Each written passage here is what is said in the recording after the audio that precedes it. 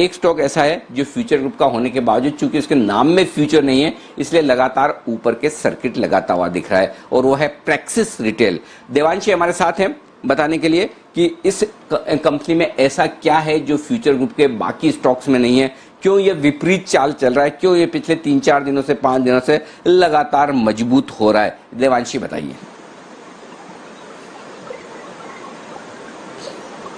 बिल्कुल अनिल जी, आप देखिए जब फ्यूचर ग्रुप और रिलायंस इंडस्ट्रीज के बीच में जो करार होता हुआ दिखा था उसके बाद हमने ये देखा कि अब जो फ्यूचर ग्रुप है वो रिटेल स्पेस में आने वाले 15 साल के लिए एंटर नहीं कर पाएगा या कारोबार नहीं कर पाएगा। एक लॉस था, लेकिन एक रिटेल सेगमेंट है जहां पे उनका फोकस सबसे ज्यादा है और आने वाले समय में इस कैटेगरी या ये जो कारोबार है इस पर इनका फोकस और भी ज्यादा बढ़ने की संभावना है। हम बात कर रहे हैं होम टाउन कारोबार की, यानी इनका जो फर्नीचर फर्निशिंग का जो कारोबार है इसकी हम बात कर रहे हैं। फ्यूचर ग्रुप की एक कंपनी है प्रेक्सिस होम रिटेल जिसकी हम बात कर रहे हैं। तो इस पर अब कंपनी का जो फोकस है वो आने वाले समय में और भी ज्यादा बढ़ता हुआ दिख सकता है।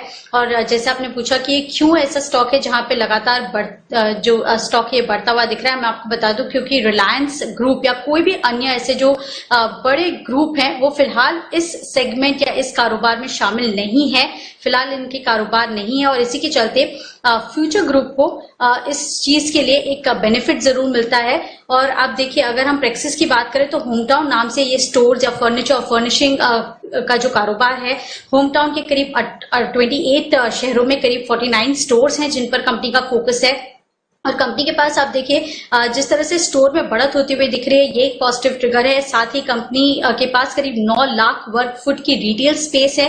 इसके अलावा आप देखिए अगर हम मार्च 2020 की बात करें पूरे साल की तो करीब 700 करोड़ की बिक्री थी। अभी इंटरेस्टिंग पॉइंट इसलिए है क्योंकि आप देखिए कंपनी का जो मार्केट कैप है वो केवल 113 करोड़ के लेवल्स के आसपास है, तो उसके सामने उनकी जो बिक्री है वो लगातार बढ़ती हुई दिख रही है जो कि एक पॉजिटिव ट्रिगर जरूर बनता हुआ दिख रहा है।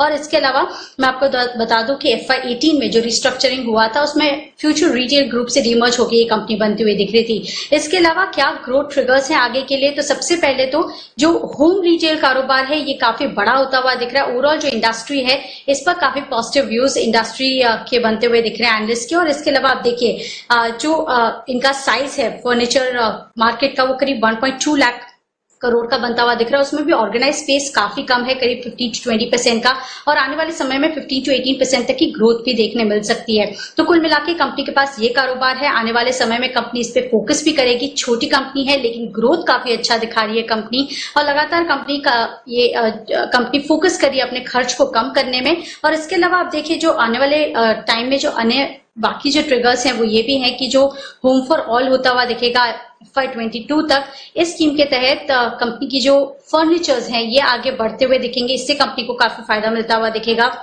डिस्पोजेबल आय बढ़ती हुई दिखेगी और इससे कंपनी को फायदा मिलता हुआ दिखेगा। और जो ई कॉमर्स कारोबार है जहां पे सबसे ज्यादा कंपटीशन है वहां पे भी कंपनी ने इस साल करीब 46% तक की ग्रोथ दिखाई है। तो अनिल जी आप देखिए जो फ्यूचर ग्रुप के पास एक कंपनी है इस रिटेल स्पेस में, इस पे काफी ज्यादा फोकस होता हुआ दिखेगा और आने वाले समय में इस पे जो ग्रोथ ड्राइवर्स है वो काफी ज्यादा पॉजिटिव दिख रहे हैं।